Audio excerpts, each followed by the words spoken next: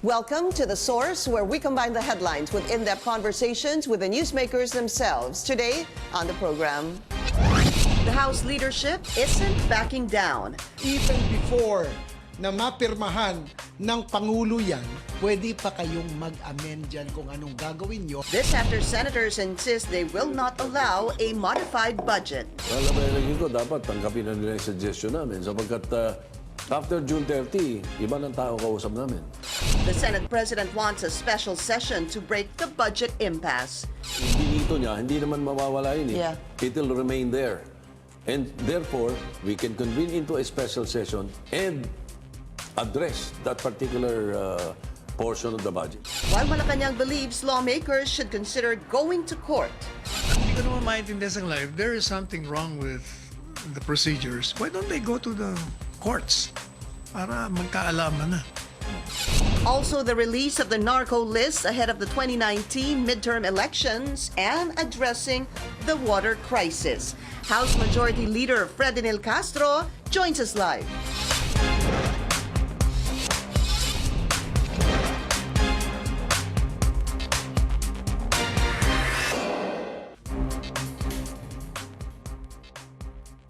Thank you for joining us. I'm Pinky Webb. The Senate leadership wants the House of Representatives to recall its amended, or what congressmen described as itemized budget bill, in order to solve the budget impasse. Senate President Tito Sotto says the two chambers of Congress can break the budget impasse if the House leaders will transmit the original version of the ratified budget bill. The lower house calls this request unfair, but they're open to having a dialogue with their Senate counterparts. Also, the release of narco-lists and how to address the water crisis. Let's go straight to the source of the story. We have House Majority Leader Fredenil Castro. Congressman, welcome back to the show. Welcome din sa akin, Pinky. It's good to have you. We had Senate President Tito Sotto yesterday, and he explained the budget to us, sir. What is your explanation? Let's start with this. He said the congressman realigned the budget. It's not itemized, is what he's calling. He's calling it, you realigned almost 100 billion pesos after the ratification at the BICAM. Well, with due respect to what Senator Soto said, he must have forgotten that budget bill has two stages. The first stage is the legislation stage, and the second stage is the execution stage. What is included in the first stage? The first stage includes the time that the bill was filed in the House of Representatives up to the time that it is ratified. That is still legislation stage. Then when the President signs it, that is already the execution stage. Okay. Therefore, during the legislation stage, whether you realign it, or you amend it, or you itemize it, that is perfectly right. See, that's what confuses me, because the Senate President and Senator Ping Lacson are basically saying, if you realign it after the BICAM, after it being ratified by the BICAM, that becomes wrong. It becomes illegal. They can be questioned by anyone before the Supreme Court. They must have forgotten, Pinky, that in the bicameral conference, there are no details there. They are only talking of lump sum. It is only after the ratification of the bicameral conference report that details are supplied to the Senate and House of Representatives for the purpose of printing the enrolled bill. Imagine, Pinky, they might have known the enrolled bill that was forwarded to the Senate consists of 4 volumes. How can you possibly discuss and possibly list down all these 4 volumes in the bicameral conference committee? Therefore, in the bicameral conference report now, it only deals on lump sum appropriation. So during the BICAM, during the ratification at the BICAM, we're talking about lump sum. Yes.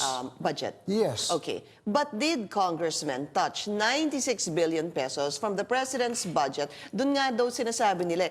And dinala daw sa mga distrito na nakakampi ni Speaker Gloria Macapagal Arroyo. If I am not mistaken, Pinky, the good senators were referring to the bill. That's right, sir.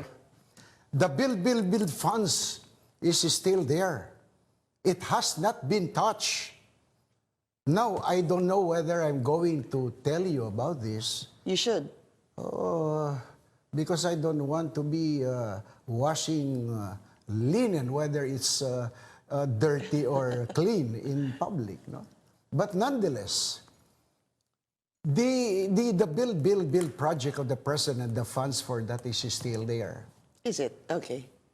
But from the budget of the DPWH, what was touched was 11.5 billion.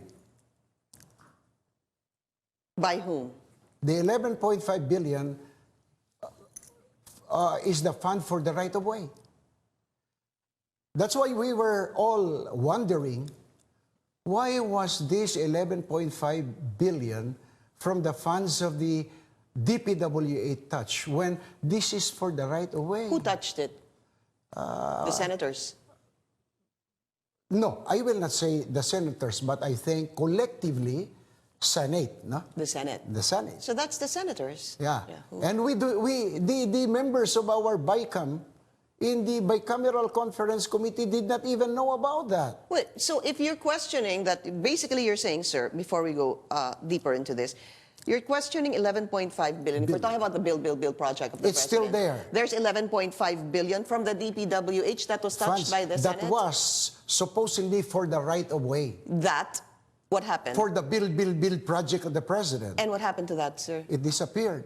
But how did it magically disappear? I don't know how they did it. So the senators.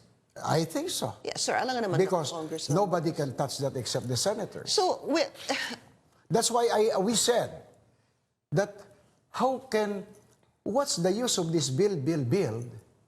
Okay, you build roads, you build projects, but there is no fund to for the pay right-of-way. right-of-way. So you're questioning this right-of-way, this 11 billion pesos that's supposed to be the right-of-way. Among others. Okay, but let's start with that, sir. So if you're saying that 11.5 billion was magically disappeared, what? Why didn't you question this before the BICAM, sir?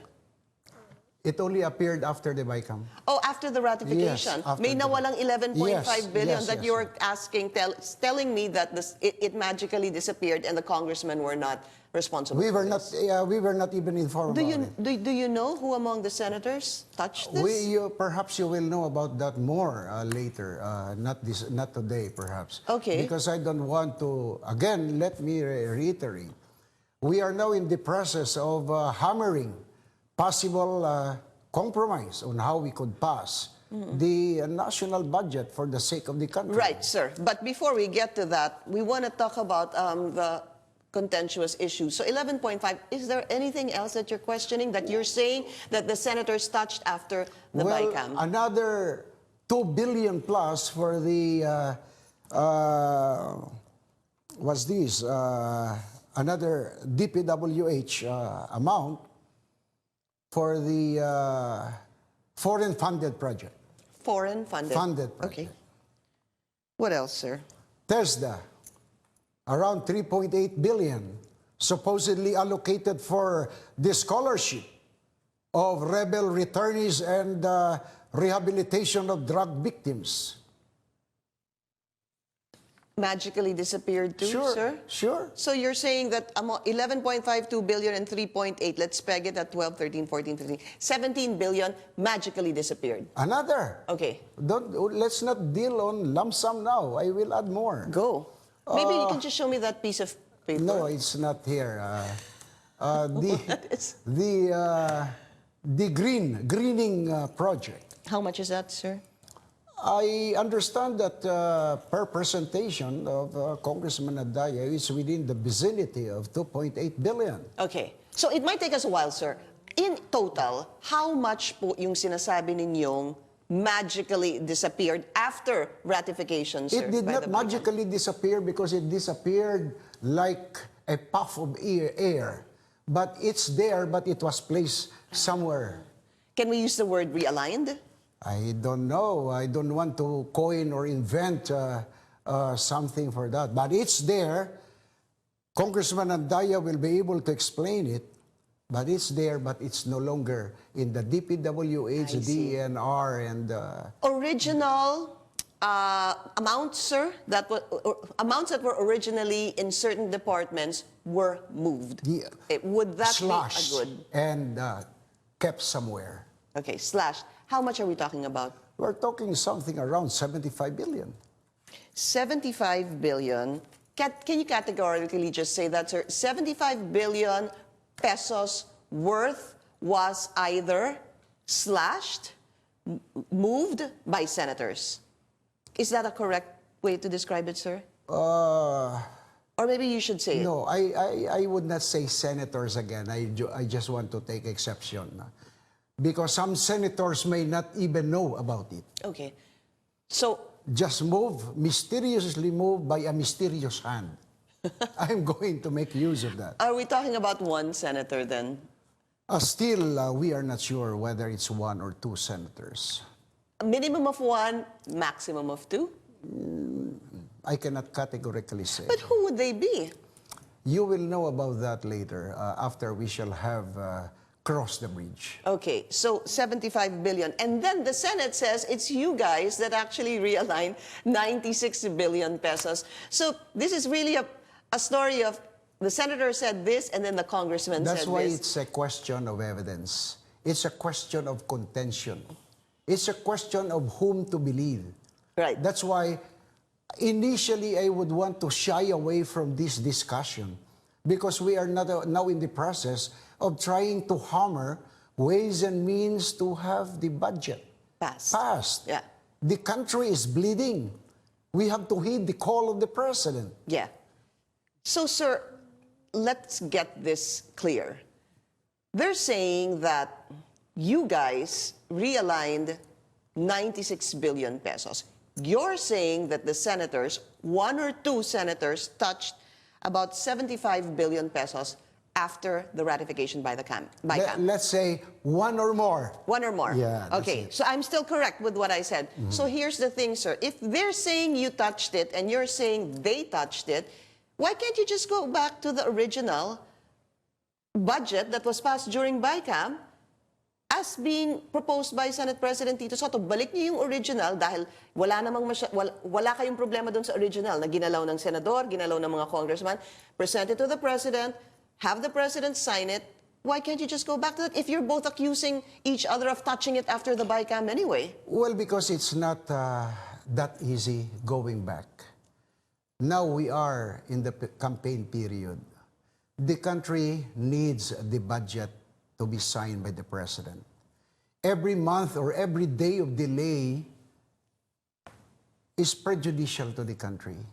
That's why we are trying to find out ways and means on how to facilitate the passage of the bill without going back to the ceremony suggested. Why not just go back to the original budget that was agreed upon after BICAM, sir? Because simply to go back, you will have to get the approval of the plenary.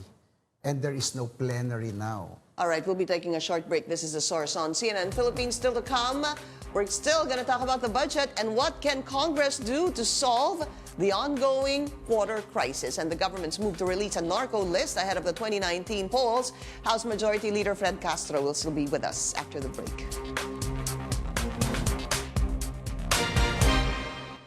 You're watching The Source on CNN Philippines. Our guest today, House Majority Leader Fred Castro. Sir, just to ask, sino ho ba nag-decide i-itemize yung budget sa side ng Congress? Kami mismo, yung the whole of Congress. And you're saying that there's nothing wrong with that, just There's to be clear. nothing wrong with Okay. that. And even the senators are saying, Senator Tito Soto said, there's nothing wrong with itemizing it. The problem is, it's not itemizing. You moved the 96 billion from certain agencies to the districts of the congressmen. You know, when he said that we move to the district of the congressman, I think that is again erroneous presentation. You do not move it to the district of the congressman, but rather you farm it out among several districts. Because actually, the districts are the one receiving projects from the government. Yeah. It's not the municipality. The districts Correct. are the one who are considered recipients or beneficiaries. Therefore, we did not move. It's the normal, procedure. So you're saying it's not true that the funds were moved and distributed to the districts allied with Speaker Gloria No, Macapagal that's Arroyo. wrong How much again. did you get in your district, I don't sir? know yet. How That's can why you- some people were calling me. Some congressmen were calling me. Oh, Fred, how much is yours? I told them, I do not know. Your guess is as good as my guess. You mean you're telling me, Congressman, after the BICAM, you don't even know how much goes to your district? Yes, How- yes, yes. And how come some senators know how much actually goes to the districts of some of the congressmen? Because they are privy already to the enrolled bill that was forwarded to the Senate. But you're majority leader. You were part of the Perhaps BICAM. I am like the president who does not want to be involved in allocation of funds. You mean purposely you don't want to know how much you're getting? Well, I want Your to know, district. but you know, I did not lift a finger to know it because I don't want it. Yeah, but my question is not you lifting a finger. My question is how much goes to your district? This time? Yeah. I still For do not know. I 2019. still do not know. Okay, so how can this be resolved? So the Senate President is saying, recall what had been passed to the Senate. Go back to the original one that you guys agreed upon during ratification. Have the President sign it, and then there will be a lump sum there that can be, you can have a special session, sir, and have a special session and talk about that supplemental budget. But let's have the Senate President explain that, because it seems he's saying this is a possibility for the two chambers to agree upon. Kung magkakasundo nga, alisin nga yung sinasabi. Pipirmahan ko, papadala namin sa presidente. Ang gagawin ng presidente, ito, lump sum ito, bito ko. Yung binito niya, hindi naman mawawala yun eh. Yeah. It'll remain there. And therefore, we can convene into a special session and address that particular portion of the budget. Does that sound good, Congressman? In the first place, how can you expect the president to engage in what is this budget making or budget preparation after it has already been approved in the bicameral conference committee of Congress? But he has the power to veto. Yes, he has the power to veto, but how can you expect the president to make the itemization? He cannot do that. No, because otherwise, Pinky, if the president does that, as suggested by any member of the House of Representatives or the Senate, under what authority is this authority given to the president? Well, I'm confused about that, sir, because please correct me if I'm wrong. The president has the power to veto. There is a lump sum that is being talked about. He will veto that lump sum. You will go into special session and itemize that lump sum. Is that wrong? Because before the statement of Senator Soto was that he even mentioned the president, let the president decide on this lump sum. Yeah. How can we do that? Legislation, particularly preparation of budget, is the job of Congress. Therefore, you will be unduly delegating the power of Congress to the president. But the budget emanates from the executive. No. And then it's studied by the House, It right? emanates, but it is only in the form of budget for the entire country. But the power to approve it is with Congress. Both houses Yes. of Congress. So with that suggestion of Senate President Tito Soto, are you amenable to that or not? Well, personally, Yes. I don't think so, because in the first place, if you are going to allow the president to make the itemization or decide where will this go, that is an undue delegation of power of the legislature. And in effect, that would be the president, an abandonment of our duty as members of Congress. But see, sir, that's what I'm saying. He's not saying that the president will itemize. He's saying that the president would veto the lump sum. You will come into special session and you will talk about that lump sum and itemize it. Well, What's anyway, wrong with that? Anyway, this is no dead end. We can always rationalize this position. But personally now, I cannot comment on that because there got to be collective. Yes. Collective But personally, decision. are you okay with the suggestion of the Senate President, or are you thinking of other ways to resolve this That's why I impasse? said earlier, Pinky, we are trying to hammer options on how to make it faster, how to make it more acceptable to everybody. How do you feel that the Senate President is saying he's not going to sign it unless you revert back to the original That one? is always his prerogative.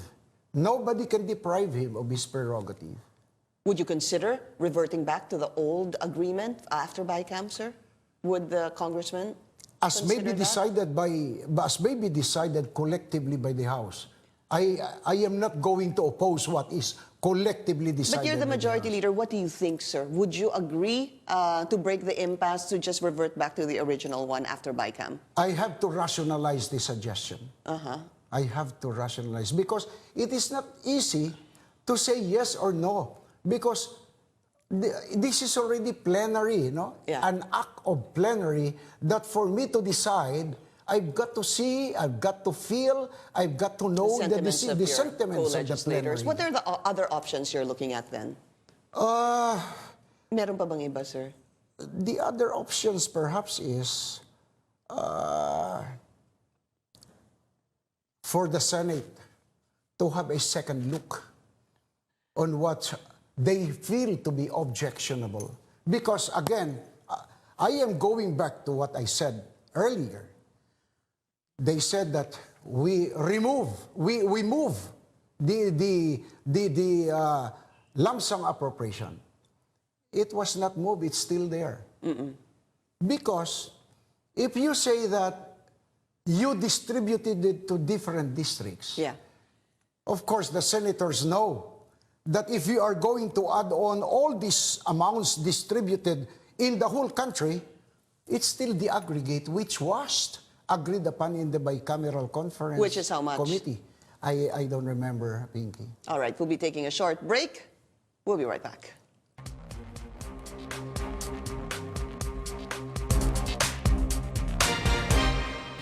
You're watching The Source on CNN Philippines. So, Congressman, how, as a last question on the budget, how do you break this budget impasse? Well, my suggestion is to resolve the impasse with cool minds, with nothing in mind except the interests of the country, because the country needs it.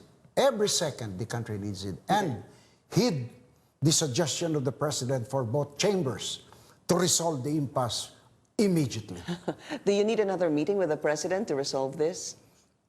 Well, perhaps if we treat it with cool minds and have a second look on the position of each and every party, then we don't have to disturb the President for it. Okay, water shortage, sir. A number of resolutions filed at the House of Representatives by Bayan Muna and Congressman Gary Alejano. Also in the Senate. How to address this water crisis, Congressman? Well, in the first place, let us determine whether there is really a water crisis. Because if you are going to go back to pronouncements in our media by stakeholders, there is actually no water crisis. Angat Dam has so much water. And that's why I am now personally in a quandary. Why is there an artificial shortage? Are you saying now it's really artificial as being... I think so.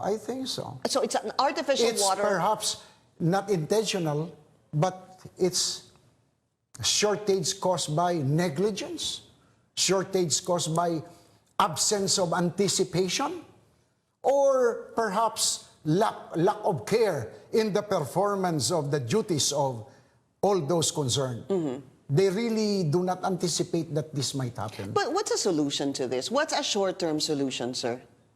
Short-term People are solution, suffering, yeah. let Angat Dam supply all the needs. of Metro Manila in neighboring municipalities. That's all. Okay. Very quickly, sir, narco-list, also how to deal with this. We're not naming them, sir, but there are supposedly about 3 congressmen who are part of the narco-list, sir. Without prejudice to the steps that could be taken by other agencies, the House of Representatives has either option. First, wait for resolution coming from any member of the House, filing a complaint against those who were named by the President and a complaint in our Ethics Committee. Or the House of Representatives may on its own Motu proprio. Yeah. proceed with the investigation. I see. Because of the position of the House that suspension or removal of any member of the House depends on the findings of the House Committee. Is there time to do that now, Congressman? Oh, I don't. We can start, but I don't think that we will be finished it before the next Congress is organized. All right. Thank you to Congressman and House Majority Leader Fred Castro. Thank you, sir. And thank you for joining us here on The Source. I'm Pinky Webb. You're watching CNN Philippines. Thank you. Thank you, sir.